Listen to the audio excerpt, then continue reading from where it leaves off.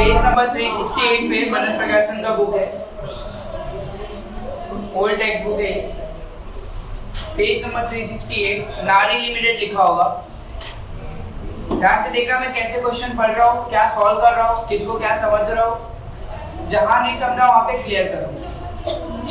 नारी limited exports on 15/12/2012 goods worth rupees 1 lakh dollar to Orient Traders in New York। नारी limited करके company है जिसने export किया है, किसको एक्सपोर्ट किया है? ओरिएंट ट्रेडर्स को। कितना? 1 लाख डॉलर गुड्स का, ठीक है, 15/12/2012 को। चलो पहले एक्सपोर्ट कर देना हम लोग, तो हम लोग पहली एंट्री कौन सी करेंगे? एक्सपोर्ट।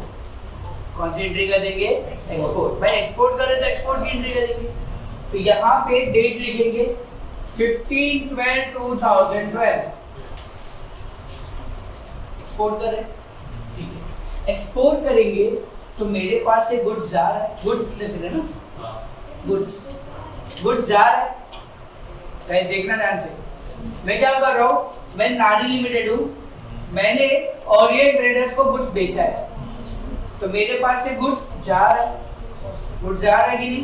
तो गुड्स जा रहा है तो गुड्स क्रेडिट होगा, और डेबिट क्या होगा? सामने वाले का नाम। क्यों? सामने वाला अभी पैसा नहीं दे रहा, पैसा अभी बाद में देगा, ठीक है। ध्यान से सुनना, क्या बताने की कोशिश कर रहा हूँ। मैंने गुड्स दिया, सामने वाले ने पैसा नहीं दिया, पैसा बाद में देगा, तो ये खाली एक्सपोर्ट की एंट्री होगी। तो मेरे पास से गुड्स जा रहा है तो गुड्स क्रेडिट होगा, और डेबिट क्या होगा? सामने वाले का नाम। बट एक बात याद रखो, अकाउंट्स का एक रूल है कि अकाउंट्स के बुक में गुड्स नहीं लिखते, तो गुड्स की जगह पे क्या लिखेंगे? Export sales. या तो सेल्स लिखो या तो एक्सपोर्ट, ठीक है। याद रखना, अकाउंट्स के बुक में हम लोग गुड्स नहीं लिखते, और एक चीज नहीं लिखते, जिसका भी हम अकाउंट बना रहे, नारी लिमिटेड बना रहे ना हम लोग, नारी लिमिटेड का बुक है ये, तो नारी लिमिटेड के बुक पे नारी लिमिटेड का नाम नहीं आएगा, बाकी किसी का भी नाम आ सकता। क्लियर है? तो यहाँ पे एंट्री क्या होगी? गुड्स जा रहा है तो गुड्स क्रेडिट होगा, तो डेबिट क्या होगा? सामने वाले का नाम। किसको मैंने बेचा है? Orient Traders. तो यहाँ पे देखो, debit Orient Traders, Orient Traders account debit to credit क्या होगा? एक्सपोर्ट सेल्स अकाउंट, ठीक है। अब मैं तुमको बोलूं, हर एक सब में यही सेल्स एक्सपोर्ट की एंट्री करूंगा। मैं जो भी एंट्री करने वाला हूँ हर सब में रिपीट होगा, खाली नाम चेंज होगा और अमाउंट चेंज होगा, बाकी सब सेम है। क्लियर है यहाँ पे? उसका क्या कहना चाह रहा हूँ, देखना ध्यान से। Orient Traders account debit to export sales account,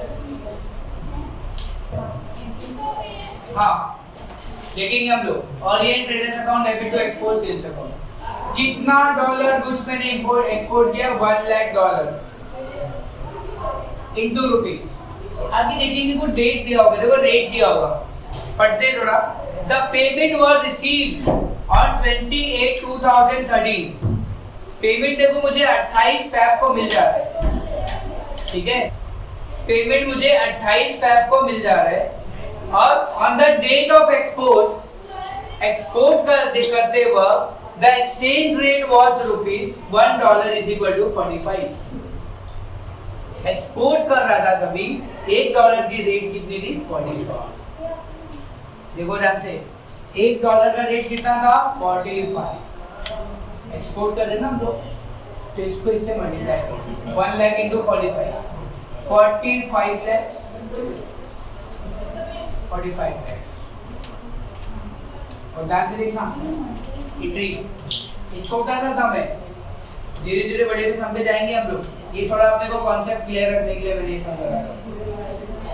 Orient Traders account debit to export sales account, मैंने 1 लाख डॉलर बेचा है, और $1 का रेट का भी क्या था? 45। डेट देखने का, डेट के हिसाब से रेट उठा लेने का, और उसको इससे मल्टीप्लाई करेंगे, तो 45 लाख 45। और डेरिवेशन क्या लिखेंगे? बीइंग एक्सपोर्ट टू क्या है? Orient Traders account.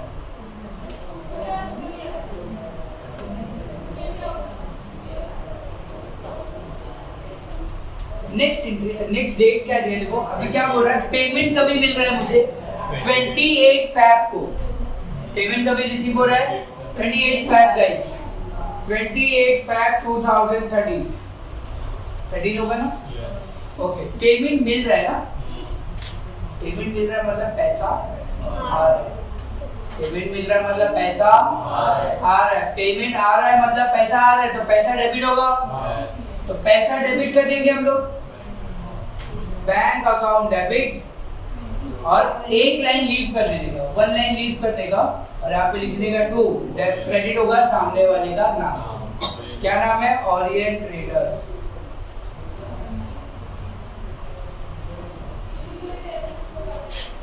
Bank account debit, और वन लाइन लीव करने का, और क्या लिखने का, ओरिएंट ट्रेडर्स, और ध्यान से समझना क्या बता रहा हूँ, कितने डॉलर का पेमेंट दे रहा है, $1 लाख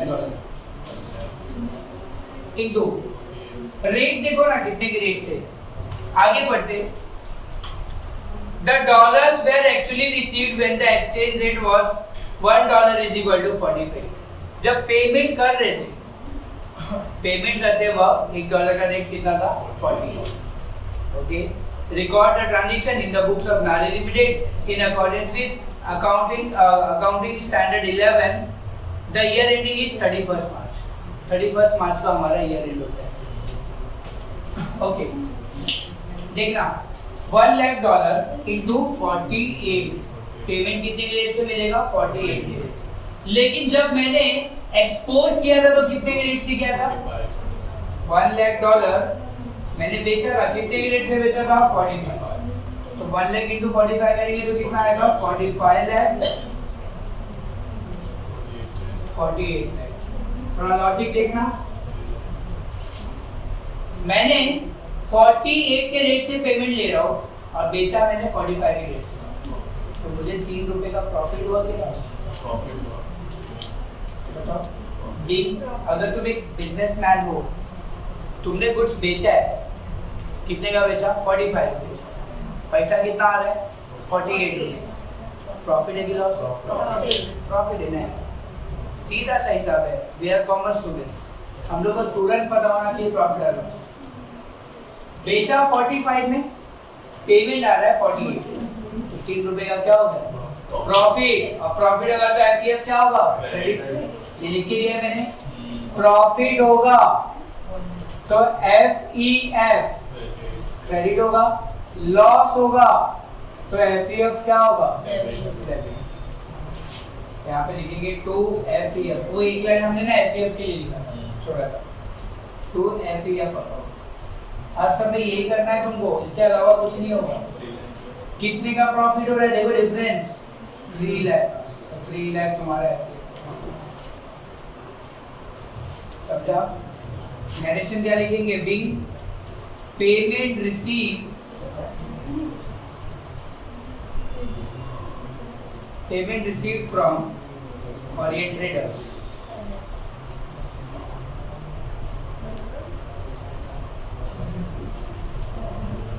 ओके देख लो एंट्री हो गई अपनी, और क्या करने को बोला, कुछ नहीं, एक ईयर एंड की एंट्री करनी पड़ेगी, ईयर एंड की एंट्री कभी भी 31 मार्च 2013 को होगा, और ईयर एंड के लिए हमें क्या बनाना पड़ेगा, FEF account,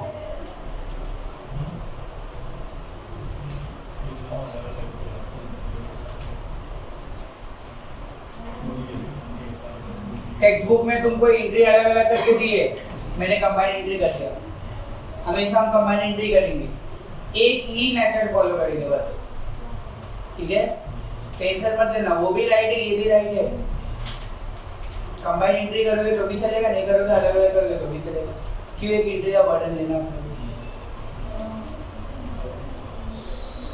particulars amount, FEF account, देखो एकदम सीधा सा हिसाब है, FEF जहां पे दिखेगा वहां पे एंट्री करनी है, यहाँ पे कहीं पे FEF है एंट्री में नहीं, यहाँ पे FEF हाँ है, FEF देखो क्रेडिट में ना, तो FEF के क्रेडिट देखो कहाँ पे दिख रहा है, पहले FEF देखो कहाँ पे दिख रहा है, क्रेडिट में दिख रहा है, तो FEF के क्रेडिट में लिखूंगा, नाम डेबिट वाली वैल्यू।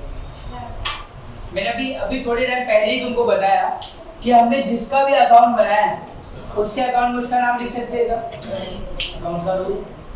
तो ये एफईएफ अकाउंट है डेबिट क्रेडिट में, तो इसके क्रेडिट में लिखेंगे नाम किसका लिखेंगे डेबिट का। यहाँ पे लिखेंगे by bank account, by bank. कितना अमाउंट है? अमाउंट है तो एफईएफ का ही लिखना है, अमाउंट है एफईएफ का ही लिखेंगे 3 लाख।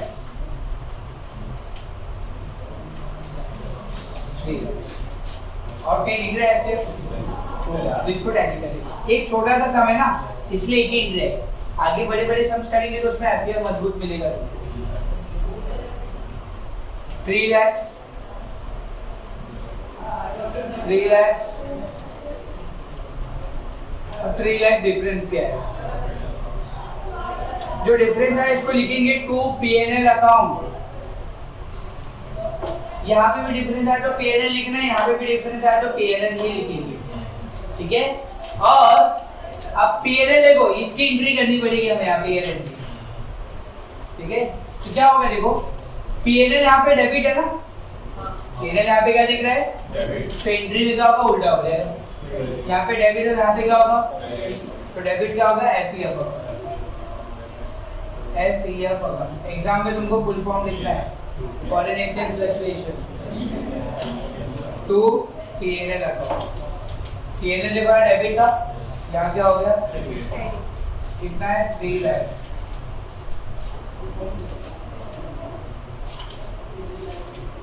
मैनेजमेंट क्या लिखेंगे बिंग एफईएफ account transfer to PNL account. हमेशा सब में ये डायरेक्शन लिखना है तुमको, हो गया सब। देखो ये सम का छोटा सा झलक था, ज्यादा से ज्यादा क्या होगा पता है 1 2 3 एंट्री है, तुमको 6 एंट्री होगी 7 एंट्री होगी 8 एंट्री, और एक सम करेगी जिसमें थोड़ा 17 18 20 एंट्री भी होंगी। एकदम बड़ा सम है वो हम लोग थोड़ा रुक के लेंगे, जिसका नाम है एक्सिम लिमिटेड विप्रो लिमिटेड। ये दोनों बहुत बड़े बड़े सम है, इनके लिए अपने को दोनों बोर्ड की जरूरत है, तो भी छोटा है तो भी कम पड़ेगा क्योंकि इंडिया भर के, लेकिन है क्या पता है बार बार यही करनी पड़ेगी। कॉन्सेप्ट क्या दिमाग में क्या करने वाले हम लोग, हमने पहले एक्सपोर्ट की एंट्री की, फिर पेमेंट लेने की एंट्री की, और लास्ट में पेयर ट्रांसफर, ठीक है। और एफईएफ अकाउंट हमें हर साल में बनाना है। ये जो लास्ट वाली एंट्री है पूनम, ये लास्ट वाली जो एंट्री है ये एंट्री क्वेश्चन में करने को बोलेगा नहीं, बट अपने को करना पड़ेगा, कंपलसरी अपने को करना पड़ेगा, ठीक है। इसलिए हम ये एंट्री करेंगे फाइल के पेरेंट्स है, ठीक है। लिख लो कंप्लीट करो।